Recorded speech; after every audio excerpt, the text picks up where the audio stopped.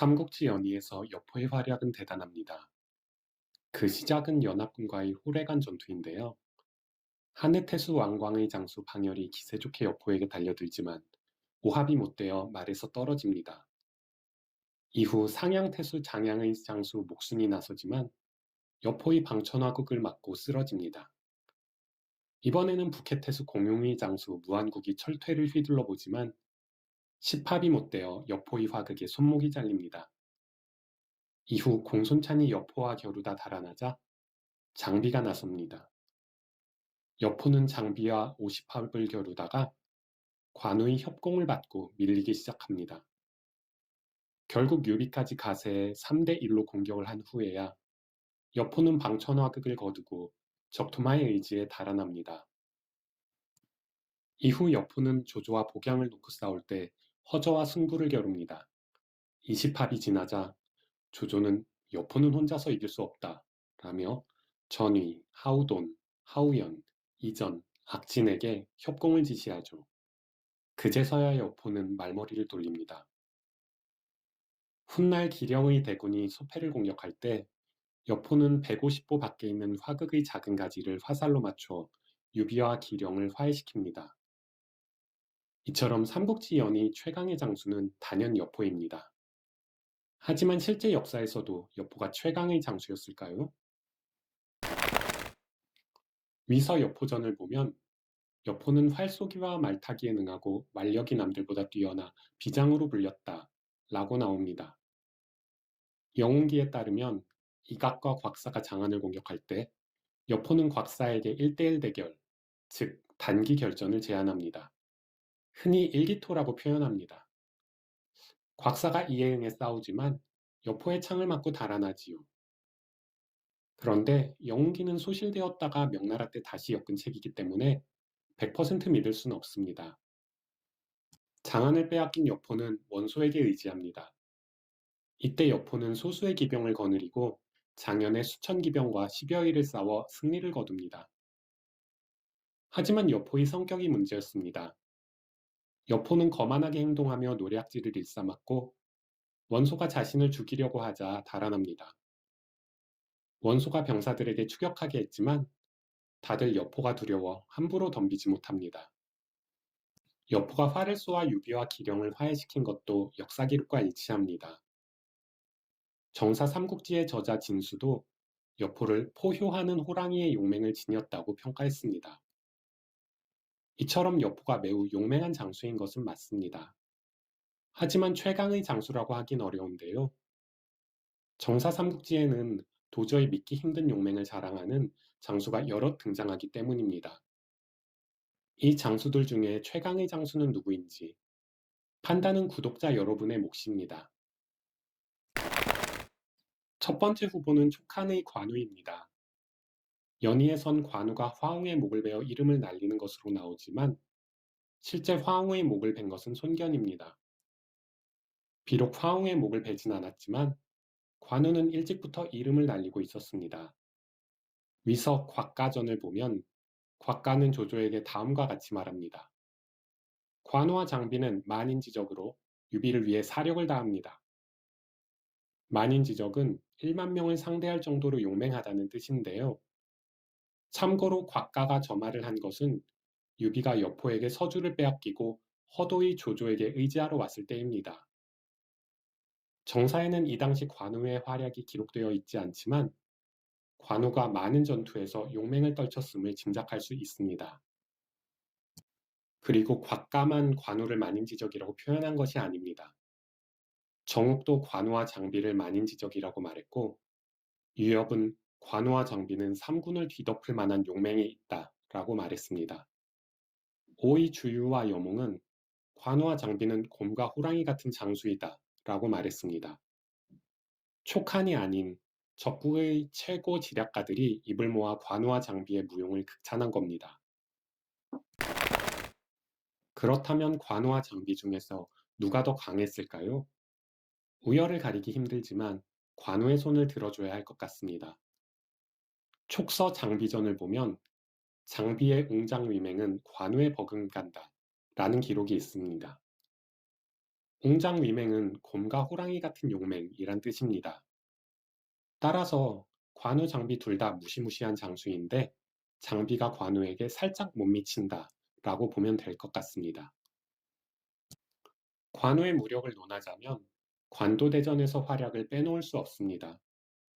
촉서 관우전을 보면 관우가 멀리서 알량의 대장기를 보고 말을 달려 많은 병사들 사이에서 알량을 찌르고 목을 베어 돌아왔는데 원소의 장수 중에 당해낼 자가 없었다 라고 기록되어 있습니다. 당시 알량이 백마성을 포위하고 있었기 때문에 그가 거느린 병력은 1만 명 이상으로 추정됩니다. 기병도 상당수 포함되어 있었을 거고요. 그런데도 관우는 홀몸으로 돌진해 적장에 목을 벤 겁니다. 그렇다고 알량이 무슨 듣보잡 장수도 아닙니다. 공룡이 알량과 문추의 용맹이 3군의 으뜸이라 이기기 어렵다고 말하자 순욱이 알량과 문추는 필부의 용맹일 뿐이다 라고 받아칩니다. 최강자인 원소의 군대에서 가장 용맹한 장수가 알량과 문추였던 겁니다. 순욱도 알량과 문추가 용맹하다는 것을 부정하지 못하고 용맹하지만 군대를 지휘하는 역량은 부족하다고 평가절하 한 겁니다. 적군의 장수를 좋게 평가하긴 어렵지요. 아무튼 정사의 기록을 보면 관우가 삼국지 최강의 무장이라고 해도 손색이 없습니다. 두 번째 후보는 위의 전의입니다. 전의는 조조의 수하가 되기 전 복수를 위해 사람을 죽인 적이 있습니다. 이때 전의는 혼자였지만 수백 명의 사람들이 감히 덤비지 못했다고 합니다. 이후 조조의 수하가 된 전의는 일반인이 들 수 없는 거대한 암흑기를 한 손으로 들어올려 주변을 놀라게 합니다. 전의가 처음 전장에서 활약한 것은 여포와의 전투입니다. 여포의 군대의 삼면으로 둘러싸인 상황에서 전의는 수십 명의 병사들을 거느리고 적진 돌파에 나섭니다. 적의 화살이 비오듯 쏟아지지만 전의는 화극을 들고 적을 마구 쓰러뜨립니다. 전의의 활약 덕분에 여포의 군대는 물러나고 조조도 군대를 퇴각시킬 수 있었습니다. 장수와의 완성 전투에서 전의는 화려한 불꽃을 태우며 생을 마감합니다. 조조가 달아나자 전의는 10여 명의 부하들과 성문을 막고 적의 추격을 막습니다. 전의는 긴 화극으로 적을 물리치다가 상처가 심해지자 짧은 무기로 싸움을 벌입니다. 그러다가 적 2명을 양쪽 겨드랑이에 끼워 죽이니 남아있는 적들은 감히 덤벼들지 못합니다. 마지막으로 전의는 적에게 돌진해 여러 명을 더 죽이고 크게 욕설을 내뱉고 죽습니다. 이때 전의 수하들이 적군 10명씩은 죽이고 죽었다고 하니 전의는 100명 이상 죽였을 겁니다. 여기서 전의의 무용을 높이 평가하는 것은 전의가 말을 타지 않고 성과를 냈다는 겁니다. 관우를 포함해 이번에 소개해드리는 장수들 중에 말없이 큰 성과를 낸 것은 전의가 유일합니다. 세 번째 후보는 오나라 장수 정봉입니다. 삼국지 연의에서는 서성과 세트 메뉴로 별 볼 일 없는 장수로 나오죠. 하지만 실상은 다릅니다. 정봉은 어릴 때부터 싸움터에 나가 항상 맨 앞에서 싸웠다고 합니다. 매번 적장을 죽이고 적의 깃발을 뽑았는데 본인도 많은 상처를 입었다고 합니다. 정봉은 죽는 것을 두려워하지 않는 배짱이 두둑한 장수였습니다. 정봉이 이름을 널리 알리는 것은 삼국지 후반부입니다. 위나라의 제갈탄과 호준이 7만 대군을 이끌고 동흥제를 포위했을 때 정봉은 3천의 병사를 거느리고 이들을 공격합니다. 정봉과 그 병사들이 갑옷을 벗고 짧은 칼을 손에 쥔 채 돌진하자 위군은 큰 혼란에 빠집니다. 정봉의 활약 덕분에 오나라는 대승을 거둡니다. 이후 위의 장수 문흠이 오해 항복해 올 때 정봉은 수춘에서 위의 추격 부대와 싸움을 벌입니다. 정봉은 긴 창을 들고 말에 올라 적진으로 돌진해 적군 수백 명의 목을 베고 군기까지 빼앗아 왔다고 합니다.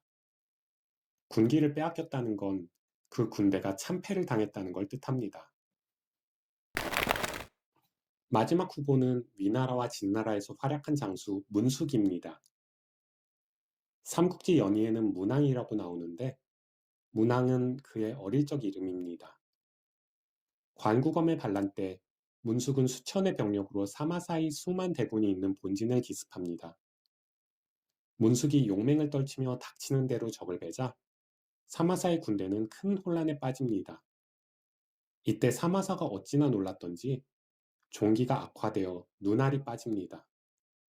덕분에 사마사는 오래 살지 못하죠. 그러자 사마사가 사마반에게 기병 8천을 이끌고 문숙을 추격하게 하지만 소용이 없었습니다. 문숙이 홀로 8천 기병에게 돌진해 100여 명을 죽이고 달아나기를 67번 반복하니 사마반의 기병대는 그 자리에서 얼어붙습니다.